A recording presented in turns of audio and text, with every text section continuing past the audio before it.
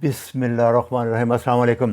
آج میں ایک بہت امپارٹنٹ غلطی ہے جو وٹامن ڈی لینے والے کر رہے ہیں کہ وہ وٹامن ڈی صرف اکیلی لے رہے ہیں بغیر K2 میگنیشیم کے۔ اس پہ میں کافی لیکچر بنا چکا ہوں، آج پھر میں بتاؤں گا کہ اس کے نقصانات بہت زیادہ ہیں۔ وٹامن ڈی کا رول جب کرونا آیا تھا تو اس میں یہ ثابت ہو گیا تھا کہ جن لوگوں کا بلڈ لیول 70-80 سے اوپر رہا ان کو کچھ نقصان نہیں ہوا، اور باقی جو لوگ زیادہ تر جو لوگ مارے گئے وہ تھے جن کا بلڈ لیول بہت کم تھا۔ اس کے بعد پتہ لگا کہ امیون سسٹم میں اس کا رول بہت زیادہ ہے، امیونٹی میں، وائرس کل کرنے میں۔ جب آپ صرف وٹامن D3 اکیلا لیں گے تو وہ کیلشیم ابزارپشن بڑھائے گا، کیلشیم بڑھے گا تو کیلشیم آپ کو پتہ ہے کہ آرٹریز میں جمع ہوگا، کیلشیم آرٹری اسکور بنائے گا، گردوں میں پتھریاں بنائے گا اور جوڑوں میں درد کرے گا، جوڑوں میں کیلشیم جم جاتا جا کے۔ دیکھیں یہ کیلسیفیکیشن پاؤں کی آرٹریز کی ہے، جتنی آرٹری ہیں، اسی طرح دل کی آرٹریز کی بھی آتی ہیں، یہ پلیک بن جائیں گے۔ میں نے آپ کو بتایا تھا کیلشیم اسکور، یہ کیلشیم ادھر جم جائے گا اگر آپ وٹامن ڈی اکیلی لیں گے تو۔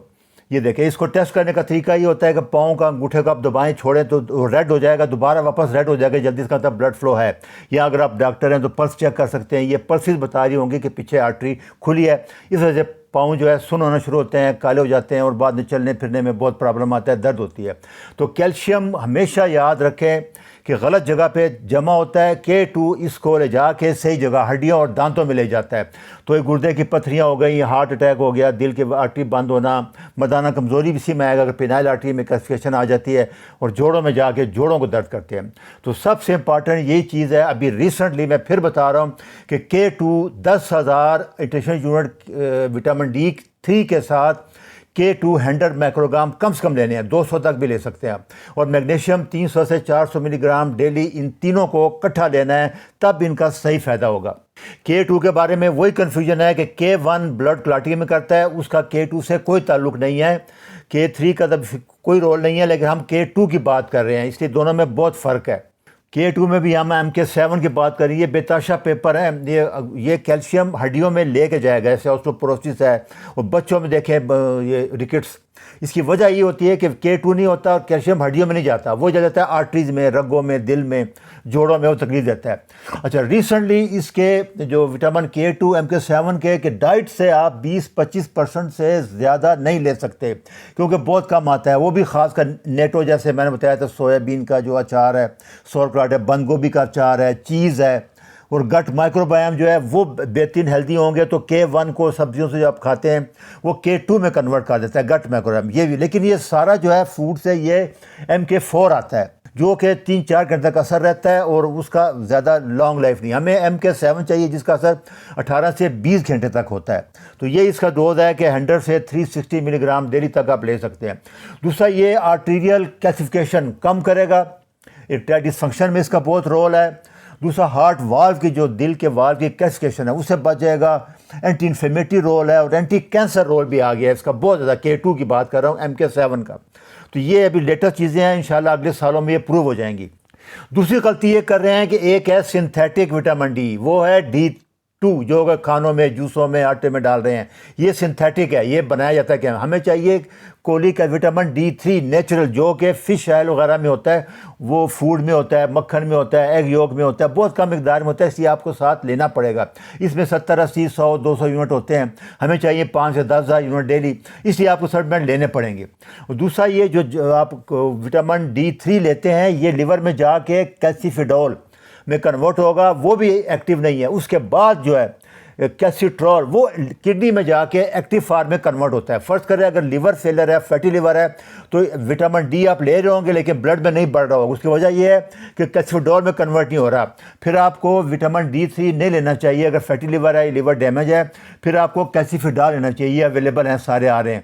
اور اگر گردے فیل ہیں تو پھر یہ کیلسیٹرول جو کہ سب سے ایکٹیو فارم ہے اس میں کنورٹ نہیں ہوگا، اسی لیے جو گردے فیل کے مریض ہوتے ہیں ان کو ہم کیلسیٹرول دیتے ہیں، یہ گولیاں آتی ہیں 0.25 0.5 مائکرو گرام تک، یہ ڈائریکٹ ایکٹیو فارم، کیونکہ وٹامن D3 ضائع جائے گا، یہ ایک پوائنٹ نوٹ کر لیں۔ اس لیے جو لوگ کاربوہائیڈریٹ لے رہے ہوتے ہیں ان کا وٹامن ڈی ضائع جاتا ہے کیونکہ فیٹی لیور زیادہ ہو رہا ہوتا ہے ان کو، تو اسی لیے سب سے ایکٹیو فارم جو ہے نا وہ یہ کیلسیٹرول ہے، گردے نارمل ہونے چاہیے۔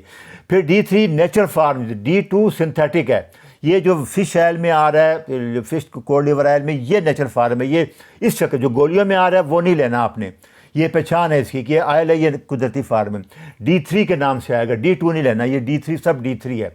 اور بچوں کے لیے دیکھیں D3 سیرپ اور K2 یہ بھی آ گیا، ڈراپس بھی آ گیا، 2-3 قطرے دینے ہوتے ہیں، اس لیے بھی 1 سال کے بعد ہر بچے کو آپ دے سکتے ہیں۔ اور وٹامن ڈی جو ہے 2 سال کے بچوں کے بعد 2000 سے اوپر ہر حال میں دینا ہے، 1 سال کے بچے کو بھی 1000 سے اوپر دینا ہے آپ نے، یہ ابھی ریکمنڈیشن آ رہی ہے لیٹسٹلی۔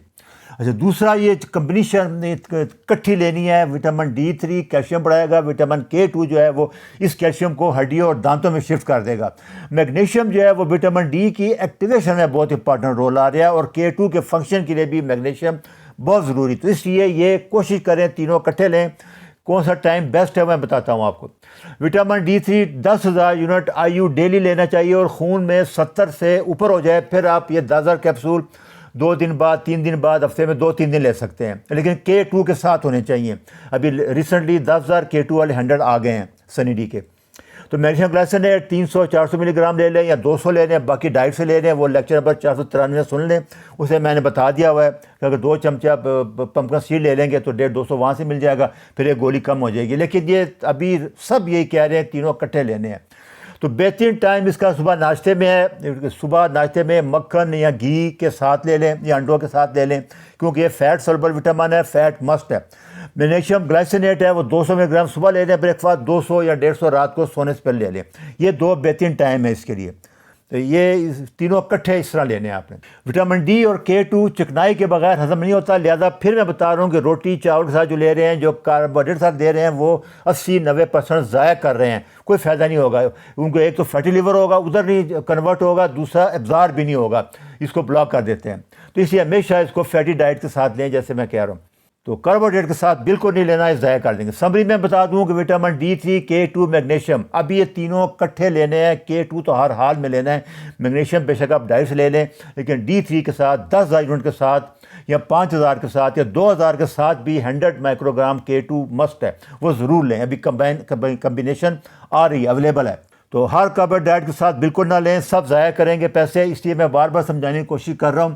تو بہتر یہی ہے کہ آپ صبح 2-3 انڈوں کے ساتھ لے لیں یا مکھن کے ساتھ لے لیں یا ٹیلو بیف چربی کے ساتھ لے لیں، یہ اس کے ساتھ لینا پڑے گا، یا ایکسٹرا ورجن اولیو آئل کے ساتھ لے لیں تاکہ پراپر ابزارب ہو جائے، ضائع نہ جائے، کیونکہ بہت مہنگے کیپسول ہیں۔ اور سب سے امپارٹنٹ آخر میں پھر یاد رکھنا کہ کیلشیم کی گولی وٹامن ڈی K2 کے ساتھ نہیں لینی آپ نے، یہ ایک 20 گنا زیادہ کیلشیم ایبزارپشن وٹامن D3 بڑھا دیتا ہے آنتڑوں سے، جو ڈائٹ سے آپ لے رہے ہیں وہی کافی رہے گا۔ تو کیلشیم بالکل نہ لیں، وہ بہت نقصان دے گا، سارا جم جائے گا دل کے ہڈیوں میں۔ ابھی ریسنٹلی وٹامن ڈی کے بارے میں آ رہا ہے کہ فیٹ برننگ میں اس کا بہت امپارٹنٹ رول ہے، اور مسل بلڈنگ میں اس کا رول بہت زیادہ آ رہا ہے، ایسا انشاءاللہ یہ سارے ریفرنس ہیں، یہ آپ صحیح سے سن لیں۔ اچھا جی، اللہ حافظ۔